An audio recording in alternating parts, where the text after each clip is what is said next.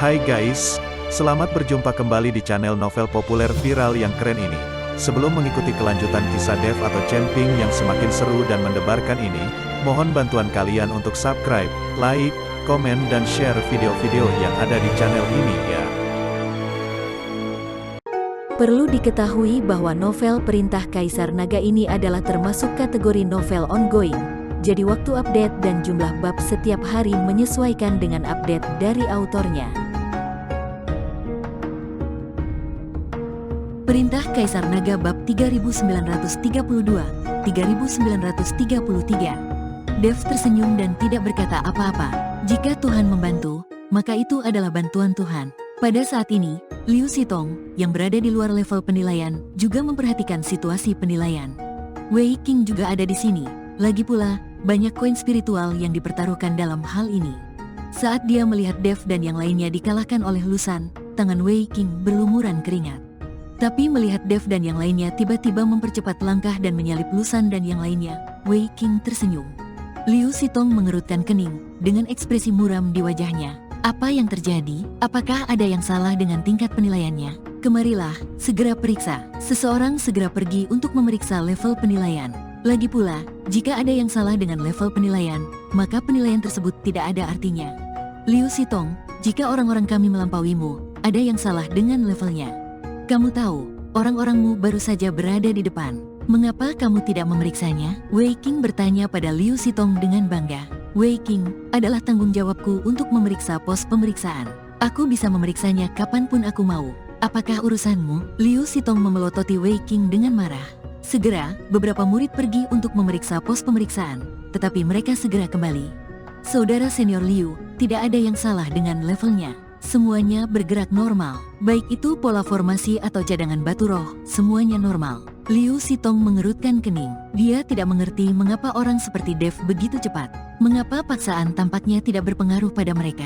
Dia tidak pernah membayangkan bahwa Dev bisa menghilangkan tekanan ini dengan lambaian tangannya. Pergi dan periksa lagi, hati-hati.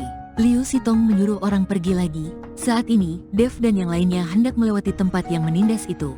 Sepanjang jalan mereka berjalan santai dan bahagia, berbicara dan tertawa, tanpa mengkonsumsi kekuatan spiritual sama sekali. Kita akan membunuh makhluk roh api di depan. Untungnya, tidak ada yang menghabiskan kekuatan spiritual kita sepanjang jalan, jadi tidak perlu takut saat menghadapi makhluk roh api itu nanti. Qian Xiu berkata kepada semua orang. Setelah mendengarkan kata-kata Qian Xiu, Dev merasa bahwa penilaian sekte dalam sekte api ungu benar-benar tidak normal. Sepanjang jalan, orang-orang hampir menghabiskan seluruh kekuatan spiritual mereka, dan kemudian mereka harus membunuh binatang roh api, dan kalau tidak, merekalah yang akan dibunuh oleh binatang roh api itu. Untungnya, di sepanjang jalan, semua orang mendapat bantuan Dev dan tidak menghabiskan kekuatan spiritual mereka sendiri, jadi mereka tidak takut pada makhluk roh api. Saat tekanan menghilang, ribuan binatang yang terbakar api muncul di depan Dev dan yang lainnya. Tapi Dev bisa melihat sekilas bahwa makhluk roh api ini hanyalah ilusi. Mereka semua adalah binatang ilusi.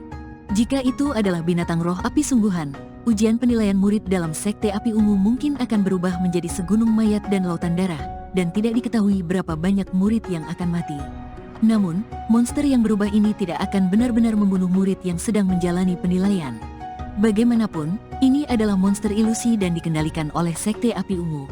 Selain itu, kekuatan makhluk roh api ini juga dikendalikan oleh ketua juri penilaian, dan dapat disesuaikan sesuka hati. Melihat binatang roh api gelap di depan mereka, meskipun semua orang telah mempertahankan kekuatan mereka, mereka masih ketakutan. Jangan takut, semuanya, binatang api ini tidak terlalu kuat. Selama kamu dapat membunuh 100 binatang api, kamu bisa melewati level ini. Tapi tidak ada yang diizinkan membantu, kamu harus menyelesaikan pembunuhan itu sendirian. Jika binatang roh api dibunuh oleh 2 orang, atau lebih orang, itu tidak dihitung. Ketika binatang roh api itu mati, hanya aura 1 orang yang tersisa di atasnya. Qian Xiu menjelaskan kepada semua orang. Kakak senior Qian, tolong beritahu saya tentang karakteristik binatang api ini, sehingga kita bisa menghadapinya dengan lebih mudah. Qian Xiu menggelengkan kepalanya dan berkata, binatang roh api tidak memiliki karakteristik dan kekuatannya tidak menyenangkan. Kekuatan binatang roh api di setiap penilaian disesuaikan oleh ketua juri penilai, jadi tidak sama, dan binatang roh api tidak memiliki karakteristik yang tetap. Tujuannya adalah untuk mencegah siapapun melakukan pelatihan yang ditargetkan.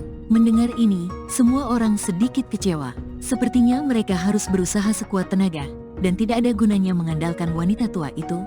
Kakak, ayo kita lakukan, kata Dev. Tunggu sebentar, makhluk roh api ini harus dibunuh dengan api yang ekstrim. Teknik lain tidak bisa digunakan, apalagi senjata sungguhan. Qianxiu memperingatkan lagi, dimengerti. Semua orang mengangguk, lalu mengulurkan tangan mereka, dan api menari-nari di tangan mereka, dan kemudian api ini berubah menjadi berbagai senjata. Bunuh. Semua orang melambaikan senjata ilusi api mereka dan bergegas menuju binatang api itu. Adik laki-laki, api pamungkasmu terlalu lemah. Kekuatan makhluk roh api ini juga bervariasi. Ikuti aku di belakang. Jika kamu bertemu binatang yang lemah, aku serahkan padamu untuk membunuh mereka. Qianxiu menarik Dev. Tangannya seperti melindungi anak kecil, melindungi Dev di belakangnya. Kakak senior, aku ingin mencobanya sendiri. Setelah Dev mengatakan itu, dia menyalakan pedang api di tangannya, lalu melompat dan menuju ke arah monster api. Adik laki-laki, Qianxiu melihat ini dan mengikuti dari belakang. Tetapi sebelum dia mencapai Dev, dia melihat bahwa setelah Dev tiba, dia menebas dengan pedangnya, dan makhluk roh api jatuh ke tanah sambil meratap. Kemanapun cahaya pedang Dev lewat, semua makhluk roh api mengalami cacat kepala. Dev seperti seorang pemanen, memanen kehidupan makhluk roh api. Semua orang kaget saat melihat pemandangan ini. Bagaimanapun, pada awalnya, semua orang mengira Dev hanyalah orang kaya generasi kedua yang dibawa ke Sekte Api Ungu oleh Penatua Yu karena kekayaan dan koneksinya. Tapi sekarang nampaknya Dev juga sangat kuat. Kakak senior, bukankah adik laki-laki ini adalah generasi kedua yang kaya? Mengapa dia begitu kuat? Mungkinkah yang ditemui kakak laki-laki ini adalah makhluk roh api terlemah? Semua orang bertanya pada Qianxiu. Berhentilah bicara omong kosong. Siapa bilang generasi kedua orang kaya tidak bisa menjadi kuat? Saudara junior adalah orang yang memiliki banyak uang dan kekuatan. Qianxiu melihat kekuatan luar biasa Dev, dan matanya penuh apresiasi. Kaya, tampan, dan berkuasa, akan sangat menyenangkan bisa berlatih kultivasi ganda bersama-sama. Qianxiu terpesona saat melihat sosok Dev, dan kekagumannya hampir saja keluar. Saudara-saudari lainnya tertawa ketika mereka melihat Qianxiu.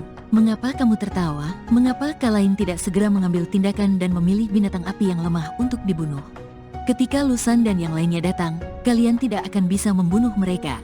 Qianxiu memelototi semua orang dan berkata, saat itulah semua orang bereaksi dan mulai mengambil tindakan. Pada saat ini, Lusan dan orang-orangnya juga terlambat. Ketika mereka melihat Dev dan yang lainnya telah membunuh makhluk roh api, dan ada banyak mayat binatang roh api di tanah, Lusan dipenuhi dengan amarah. Orang-orang ini sangat cepat dan membunuh binatang roh api dengan sangat ganas. Mereka tidak boleh terpengaruh oleh tekanan itu. Kakak senior Lu, orang-orang ini benar-benar mesum. Mereka semua sangat kuat, terutama orang baru itu. Dia telah membunuh begitu banyak binatang api. Lusan melirik ke arah Dev dan menemukan bahwa Dev telah membunuh lusinan binatang api dan akan lulus ujian.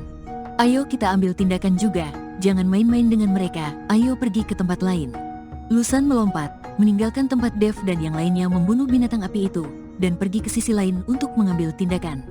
Melihat Lusan dan yang lainnya menjauh darinya untuk membunuh makhluk roh api, Dev berpikir bahwa orang-orang ini tidak mengambil tindakan di sini karena semua makhluk roh api yang lebih lemah di sini telah dibantai. Bersambung.